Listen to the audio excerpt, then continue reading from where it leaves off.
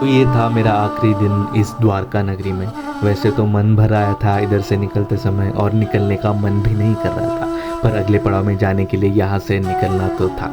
उससे पहले एक छोटा सा काम बाकी था और आपके लिए थोड़ी सी जानकारी इकट्ठा करनी थी। खास आपके लिए मैंने एक मंदिर के ब्राह्मण जी से रिक्वेस्ट की है कि आप थोड़ी जानकारी हमें दीजिए। तो चलिए उनकी जानकारी सुनते हैं। जय द्वारकाधीश। द्वारका नगरी पावन भूमि के ऊपर में आप सभी हरि भक्तों का हार्दिक स्वागत है। वसुदेव सुतम देवम कंस चारूणरमर्दनम देवकी परमानंदम कृष्णम वंदे जगद्गुरु। इस दुनिया के अंदर में सबसे दो बड़े गुरु माने गए हैं। सबसे पहले जन्म देने वाली माँ और दूसरे इस विश्व के गुरु माने गए हैं श्री हरि द्वारकाधीश श्री कृष्ण भगवान, जिसकी पावन भूमि के ऊपर में आप सभी हरि भक्तों का हार्दिक स्वागत है। द्वारका भूमि भगवान की ये कर्म भूमि मानी गई है। भगवान ने 11 साल की उम्र में अपने मामा कंस का वध कर दिया। वध करने के बाद 14 वर्ष मथुरा में व्यतीत किए और मथुरा में व्यतीत करने के बाद भगवान ने गरुड़ जी महाराज को आदेश दिया कि अगर पूरी जिंदगी भर मैं यह लड़ाई करता झगड़ा करता रहूँगा तो मेरा यादव कुल समाप्त हो जाएगा। तो आप ऐसी जगह ढूंढ के लाओ जहाँ पर मैं अपने यादव कुल को सुख शांति और समृद्धि प्रदान कर सकूँ। तब गरुड़ जी महाराज परिभ्रमण करते हुए ये रेवत तक राजा की भूमि, जो भगवान के बड़े भैया दाऊद जी महाराज को दहेज में मिली हुई जगह, यह भूमि के ऊपर में उस नाम के दैत्य का राज था। तब भगवान को गरुड़ जी महाराज ने कहा कि प्रभु द्वारकाधीश, यह भूमि जहाँ पर ब्रह्मा जी ने तप किया, तपोभूमि, आपको पाने के लिए यह भूमि के ऊपर में ब्रह्मा जी ने तप किया, रेवतक राजा की भूमि, यह भूमि के ऊपर में आप अपने यादवों को निवास स्थान के योग्य भूमि मानी गई है। तब भगवान 25 साल की आयु में इधर आए और 25 साल की आयु में आकर के भगवान ने यह भूमि के ऊपर में सोने की द्वारका नगरी बसाई और अपने यादव कुलों को प्रस्थापित किया। 100 साल तक राज किया भगवान ने। सबसे ज़्यादा समय द्वारकाधीश ने यह भूमि के ऊपर में ही व्यतीत किया और 100 साल के दरमियान भगवान ने महाभारत के युद्ध में यहीं से गए। द्रौपदी के चीर भी भगवान ने यहीं से पूरे। भगवान का यह कर्म भूमि माना जाता है। 100 साल तक राज करने के बाद जब महाभारत का युद्ध खत्म होता है, तब गांधारी का भगवान को श्राप लगा हुआ होता है कि आपका यादव कुल का नाश होने वाला है। तब भगवान को ये श्राप फलीभूत हो रहा था। 100 साल तक राज करने के बाद ये सोने की द्वारका समुद्र नारायण ने अपने गर्भगृह में लुप्त कर दी। और भगवान जब महाभारत के युद्ध में जाते हैं तब बलराम जी को कहते हैं कि मेरी प्रजा मेरे बगैर एक पल भी नहीं रह सकती है। तब भगवान अपना प्रतिबिंब छोड़ के जाते हैं, जहाँ द्वारकाधीश का चतुर्भुज स्वरूप प्रतिबिंब स्वरूप जहाँ है, जो आज भी वो प्रतिबिंब का हम लोग दर्शन प्राप्त कर सकते हैं। चतुर्भुज स्वरूप में, शालिग्राम स्वरूप में, स्वयंभू स्वरूप जो भगवान का दर्शन प्राप्त करते हैं, शंख चक्र गदा पद्मधारी, वो दर्शन आज भी हम प्राप्त कर सकते हैं। तो ये भूमि जहाँ पर भगवान का वास है, प्रतिबिंब है, वो भूमि समुद्र नारायण की हैसियत नहीं कि वो जगह डुबा सके। तब वो जगह के ऊपर में भगवान की चौथी पीढ़ी, भगवान के बेटे हुए प्रद्युम्न जी के बेटे हुए अनिरुद्ध जी और अनिरुद्ध जी के बेटे हुए वज्रनाथ ने भगवान को याचना किए कि आपकी स्मारक में स्मृति चिन्ह होना अनिवार्य है। जब सोने की द्वारका लुप्त हो जाती है समुद्र नारायण में, तब भगवान के चौथी पीढ़ी वज्रनाथ ने विश्वकर्मा की सहायता से ये द्वारका भूमि का नव निर्माण किया, जो 5000 साल से भी ज़्यादा पुरानी यह भूमि बता रहे हैं।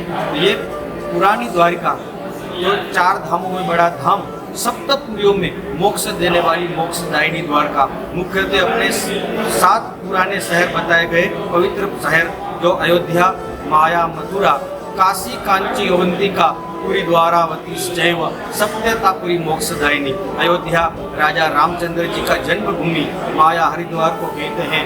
मथुरा में भगवान का जन्म हुआ। अयोध्या, माया, मथुरा, काशी, बनारस को कहते हैं। कांची मदुराई के पास में शिव कांची, विष्णु कांची, अवंतिका उज्जैन नगरी, महाकाल की नगरी, 7वें नंबर की यह द्वारिका। 4 धाम रामेश्वरम, बद्रीनाथ, जगन्नाथ जी और द्वारिका। तो द्वारिका 4 धामों में बड़ा धाम सप्तपुरियों में मोक्ष देने वाली मोक्षदायिनी द्वारिका, जहाँ आने से भगवान के सन्मुख हो जाने से अपना कल्याण हो जाता है। मोक्षदायिनी द्वारका, ये द्वारका भूमि भगवान की कर्म भूमि मानी जाती है। तो यहाँ स्नान, ध्यान और दान का विशेष महिमा बताया गया। ये द्वारका की कर्म भूमि। बोल द्वारकानाथ भगवान की जय।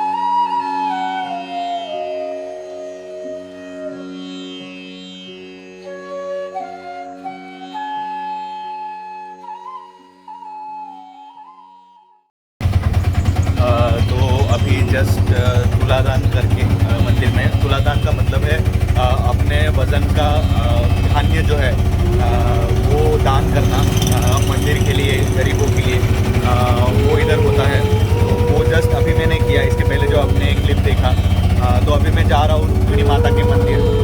बेट द्वारका तो जा नहीं सकता क्योंकि बारिश बहुत गिर रही है, हवा बहुत चल रही है, तो रोड बंद है उधर जाने के लिए। तो अफसोस ये द्वारका ट्रिप में मैं नहीं जा सका उधर बेट द्वारका, बट अगली बार ज़रूर आऊँगा सिर्फ बेट द्वारका देखने के लिए, क्योंकि बहुत सुंदर है ऐसा बोलते हैं। कोई नहीं, कुछ ना कुछ तो चीज़ हर यात्रा में रह जाती है, हर ट्रैवल में रह जाती है। तो इस टाइम बेट द्वारका रह गया, कोई बात नहीं, अगली बार कर लेंगे। तो अभी रुक्मिणी माता के मंदिर जाएंगे हम लोग, क्योंकि ऐसा बोलते हैं कि रुक्मिणी माता का मंदिर आप नहीं दर्शन करोगे और सिर्फ द्वारका का दर्शन करके जाओगे तो आपको वो यात्रा पूरी होगी नहीं। तो इसके लिए द्वारकाधीश के दर्शन करके अभी मैं रुक्मिणी माता के मंदिर निकल रहा हूँ रिक्शा से। यहाँ आप रिक्शा से ट्रैवल कर सकते हो। आपको 100 रुपया उधर जाने का मिलेगा और 100 रुपया आपके होटल में आने का। ऐसे आपको 200 रुपीज़ आएगा उधर। वो 200 रुपीज़ में वो आपके लिए वेट भी करेंगे।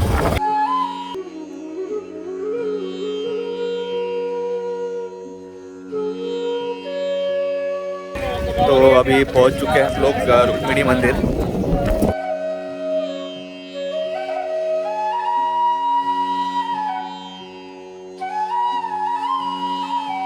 को रुक्मिणी माता मंदिर की हिस्ट्री बताता हूँ।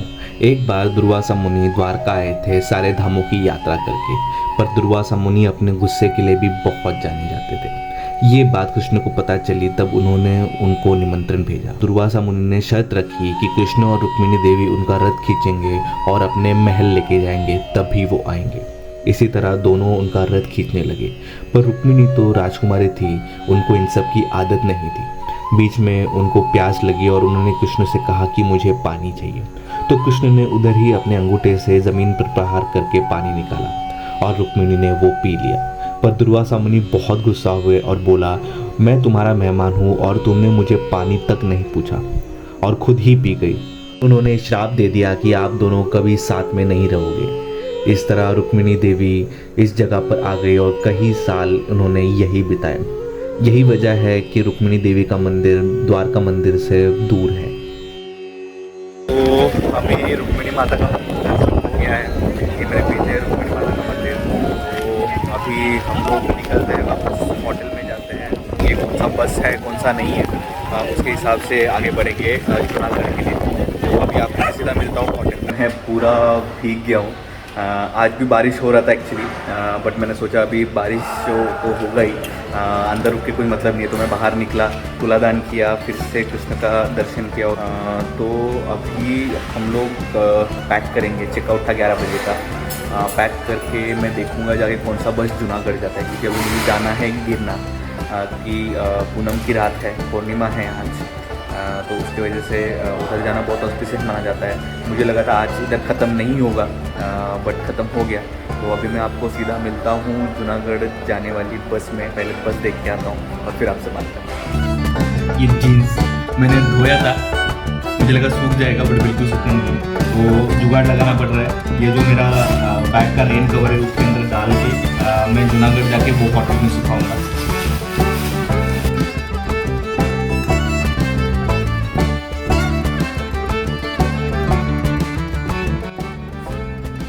तो मेरे ट्रैवल के लिए मैं यूज़ करता हूँ ये ट्रैवल ऑर्गेनाइज़र, जहाँ पे आपके बैग में मैसी नहीं होगा कुछ। शर्ट मेरे पास 4 ऐसे ऑर्गेनाइजर्स है, तो मैं क्या करता हूँ हमेशा हमारे जो शर्ट्स है वो एक ऑर्गेनाइज़र में, पैंट्स एक ऑर्गेनाइज़र में और बाकी सारी चीज़ें एक ऑर्गेनाइज़र में। तो क्या होता है, आप अगर बैग निकालते भी हो होटल में तो आपका मैसी नहीं होता है ज़्यादा, और फिर आप अच्छे से इसको रख सकते हो। तो मैं आपको रिकमेंड करूँगा कि बैग ऑर्गेनाइजर्स ले लें। ये मैं डेकेथलॉन से लिया था, कॉस्ट तो मुझे याद नहीं है, बट ये बहुत यूज़फुल है, आप ज़रूर यूज़ करना है।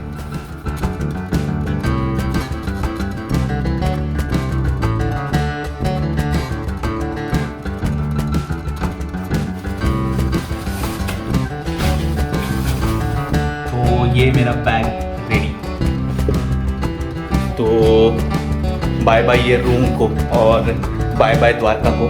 तो अभी निकल पड़ा हूँ मैं, चेकआउट करता हूँ। ये होटल का एक्सपीरियंस मैं बताऊँ तो ये होटल का एक्सपीरियंस बहुत अच्छा था मेरा। रूम्स भी अच्छे थे, क्लीन थे। स्पेशली मेरे लिए प्लस क्या होता है कि बाथरूम अगर अच्छा नहीं तो मुझे बिल्कुल अच्छा नहीं लगता, तो इसका बाथरूम बहुत अच्छा था। आपको जब भी गर्म पानी चाहिए तभी भी गर्म पानी आपको मिलेगा। तो ओवरऑल 4 आउट ऑफ 5 दूंगा भाई। तो दोपहर के बजे हुए हैं 12:24। अभी मैंने चेकआउट कर दिया हूँ मेरे होटल से, द ग्रैंड द्वारका से। यहाँ से निकल रहा हूँ। बहुत सारी चीज़ कर नहीं पाए उसका दुख है, बट द्वारकाधीश के दर्शन कर पाया उसका आनंद भी है मुझे, क्योंकि बहुत बारिश गिर रही थी। बेट द्वारका नहीं जा पाया, जो कि बहुत ही इम्पोर्टेंट है मेरे हिसाब से, बट ठीक है। द्वारकाधीश को वही मंजूर था कि मैं वहाँ नहीं जाऊँ इस टाइम। अभी मैंने जूनागढ़ के लिए बस बुक की है, जो स्टेट ट्रांसपोर्ट की बस है। यहाँ से 1:30 बजे निकलती है और वहाँ पहुँचती है, जूनागढ़ पहुँचती है शाम को 6:30 बजे। और जूनागढ़ में गिरनार में जा रहा हूँ मैं, गिरनार पर्वत चढ़ने। उसकी अपनी एक इम्पोर्टेंस है जो मैं उधर जाके ही बताऊँगा। तो ये है हमारी सवारी आज के लिए। तो हम निकल पड़े हैं अभी गवर्नमेंट बस स्टॉप के लिए, जो यहाँ से 2 किलोमीटर दूर है, 2 से 3 किलोमीटर दूर है। वहाँ जाएंगे, बस का वेट करेंगे, 1:30 को बस है।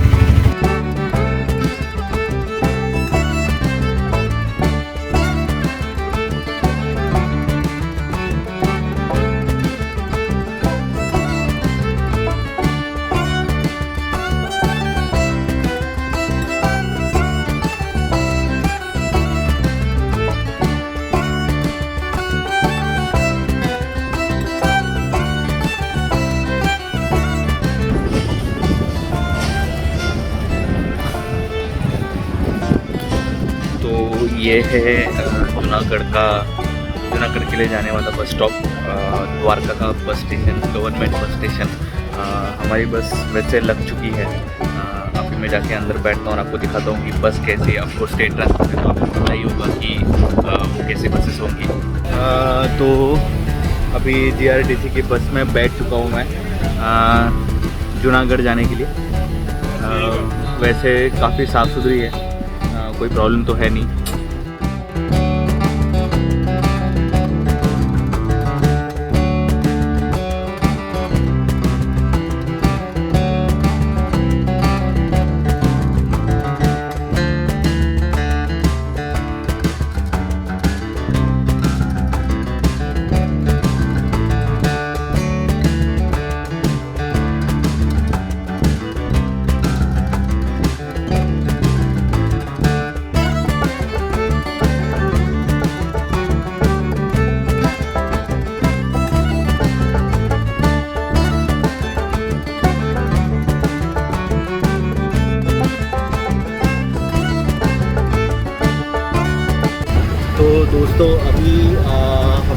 पोरबंदर पहुंचने वाले हैं। ये बस पोरबंदर होके ही जूनागढ़ जाती है।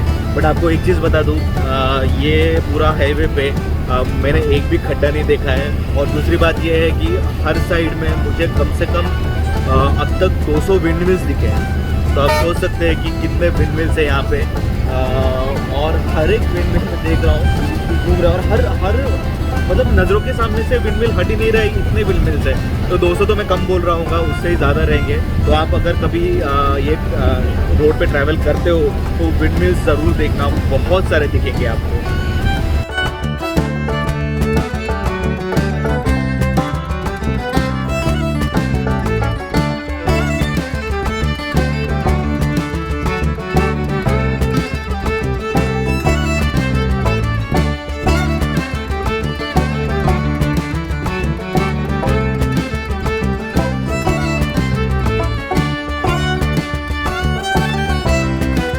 तो अभी हम लोग हैं पोरबंदर के बस डिपो में। तो इधर 10 मिनट रुकने वाली है बस, और उसके बाद हम लोग फिर जूनागढ़ के लिए प्रस्थान करेंगे। JSRTC की बस मैंने जो एक्सपेक्ट किया था उससे बहुत अच्छी निकली है। ड्राइविंग भी बहुत अच्छी है, वो भी बहुत अच्छे है इधर के कंडक्टर वगैरह सब। तो ओवरऑल इट्स गुड।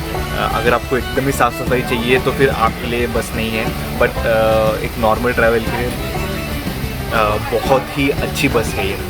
तो मैं आपको अभी सीधा मिलता हूँ जूनागढ़ में। मुझे थोड़ी नींद आई है, मैं सो लूँगा। आप तब तक नज़ारे एंजॉय कीजिए।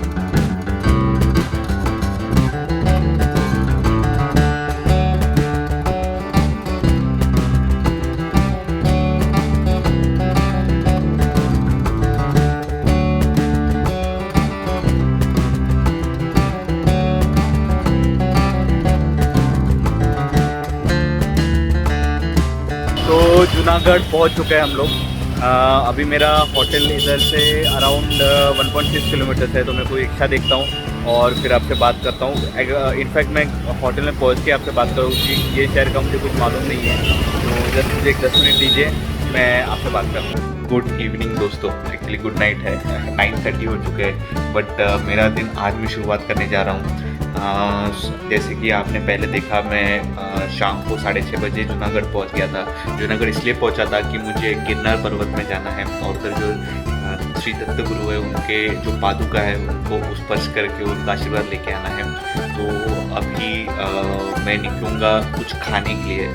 रात के 9:30 बज चुके हैं।